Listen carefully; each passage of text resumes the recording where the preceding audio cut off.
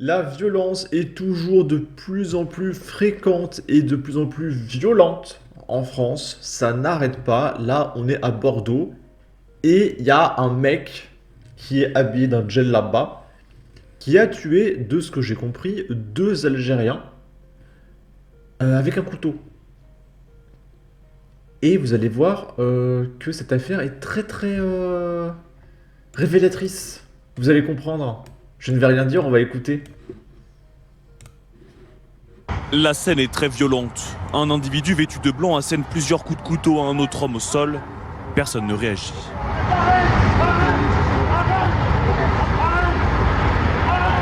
Les faits se produisent peu avant 20h, à côté du miroir d'eau de Bordeaux. Deux personnes sont poignardées, deux Algériens de 37 ans et 26 ans. Le plus vieux décède peu de temps après les faits, l'autre est gravement blessé. Ces jeunes filles ont assisté à l'attaque sans vraiment comprendre ce qu'il se passait. Mon ami voit quelqu'un tomber dans les bras de quelqu'un d'autre. Il y a un mouvement de foule qui s'est créé autour, avec notamment une personne qui avait l'air très paniquée, qui courait partout, quelqu'un qui a appelé les pompiers. Vraiment, pour s'imaginer quelqu'un plaqué au sol et s'imaginer que c'est un coup de couteau, faut vraiment, on n'aurait jamais imaginé ça, franchement. En pleine journée, il était 19h30, il faisait jour. L'assaillant prend la fuite immédiatement. Des policiers le repèrent et le prennent en chasse. Ils le neutralisent à quelques centaines de mètres du miroir d'eau. Camille faisait son footing à ce moment-là. Cette personne était en train de... Alors, par neutraliser, ils veulent dire qu'ils lui ont tiré dessus. Je sais pas s'il est mort, il me semble qu'il est mort. Et à votre avis, la LFI, ils vont dire quoi? Que la police, elle est trop violente? Qu'il fallait pas lui tirer dessus? mettre un turban autour de sa tête et j'ai eu un mauvais pressentiment. J'allais dans le sens opposé de cette personne-là et 30 secondes plus tard, j'entends 3 coups de feu. Donc les gens commençaient à courir et donc j'ai vu cet homme au sol avec la police à ses côtés qui ont commencé à faire un massage cardiaque. Pour le moment, le mobile de l'assaillant n'est pas connu. Il ne faut pas écarter toutes les pistes, mais il semblerait quand même qu'on ait plutôt affaire à une rixe, une altercation qui s'est suivie de ces coups de couteau. Néanmoins, le parquet national antiterroriste reste en lien avec le parquet de Bordeaux, au cas où la piste terroriste se préciserait. Ok. Et du coup, ce qui a interpellé les gens, c'est ce que la victime criait au début. Écoutez bien, je monte le son. Personne ne réagit.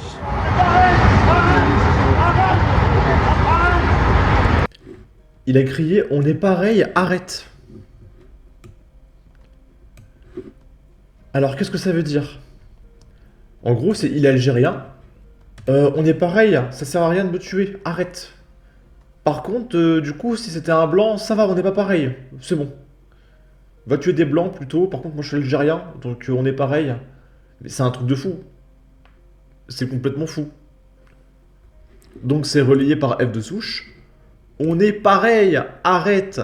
À Bordeaux, un Algérien tué et un autre blessé dans une attaque au couteau par un homme en djellaba reprochant à un groupe de boire un coup. Parce qu'en fait, c'était le ramadan. Et je vous rappelle que c'est interdit de boire pendant le ramadan. Donc évidemment, ça mérite un coup de couteau. L'assaillant abattu par la police, la piste de la rixe privilégiée. On est pareil, arrête. Il n'a pas eu le temps d'ajouter « va tuer un blanc plus tôt ». Tout est dit, va tuer nos ennemis les Français, ne tue pas un frère. Effectivement, ils sont tous pareils. On est pareil, la charia n'a donc aucune pitié. Pourquoi parler de rixe? Le mot agression est-il trop violent? C'est un musulman qui a attaqué d'autres musulmans. Donc, même eux ne sont pas épargnés. Vont-ils réagir? Et du coup, on va avoir le témoignage d'une passante. Je remets les filtres. Bonjour, alors oui en effet, donc moi j'étais en train de faire mon footing. Donc j'étais sur les quais entre le quai des Sports et j'allais en direction du miroir d'eau. Et donc au moment de passer sous le pont de Pierre, donc je croise cette personne-là. Donc moi pour le moment j'étais au courant de rien du tout. Je croise cette personne-là donc qui était en djellaba, donc jusqu'à là rien d'étonnant parce que c'est la fin du ramadan. Mais cette personne était en train de mettre un turban autour de sa tête.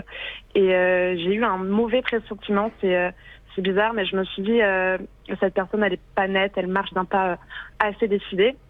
Donc je continue mon footing, donc j'allais dans le sens opposé de cette personne-là. Et 30 secondes plus tard, j'entends 3 coups de feu. Bonjour. Voilà, donc elle a trouvé un homme qui met un turban en djellaba suspect. Donc je pense que cette passante est plutôt d'extrême droite. Hein, elle a fait un amalgame.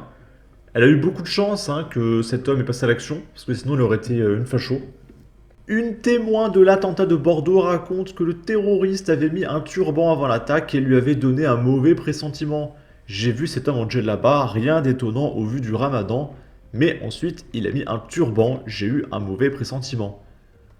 Tu as loupé le passage où Christophe Barbier a dit que le fait qu'il soit en djellaba était anecdotique, qu'il aurait pu être en tutu, ça ne changeait rien. Témoin dans 20 ans, j'ai vu un homme en djellaba et en turban, rien d'anormal, et puis il a mis un chargeur dans sa calache et j'ai eu un mauvais pressentiment.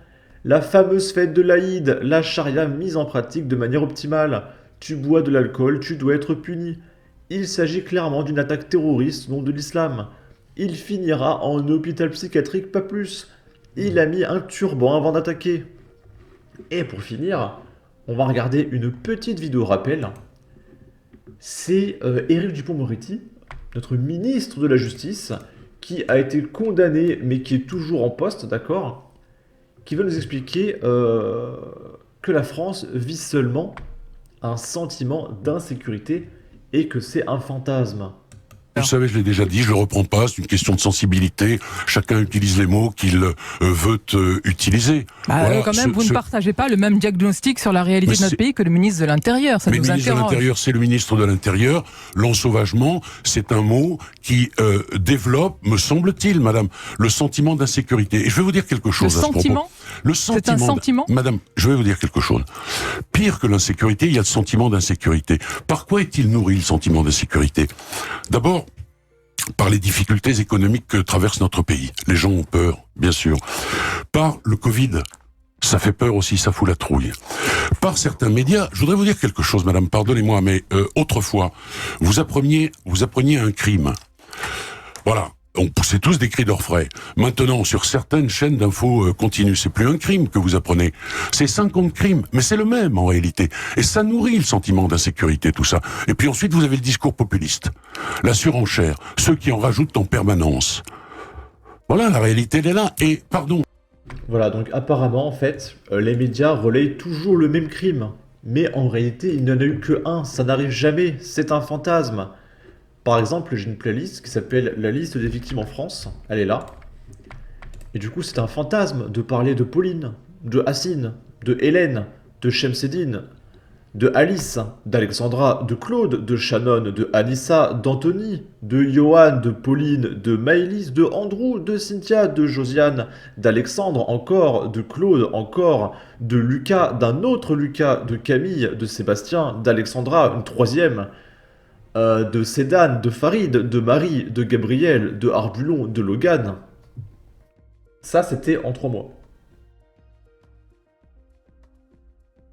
Et ça, c'est juste les news que moi, j'ai récupérées. Et ce sont juste les news où on a le nom de la victime. Parce que souvent, il y a des meurtres, on ne connaît pas le nom de la victime. La majorité du temps, on ne connaît pas le nom de la victime. Ce mec, c'est plus du déni, c'est du mensonge, c'est de la manipulation. Parce qu'il est ministre de la Justice. Évidemment qu'il sait qu'il y a des meurtres tous les jours, c'est pas possible autrement. Bon. En tout cas, n'hésitez pas à donner votre avis, votre opinion, à partager, liker, commenter, ça aidera au référencement de la vidéo sur YouTube. Abonnez-vous, suivez-moi sur Twitter et à la prochaine pour de futures vidéos. Ciao!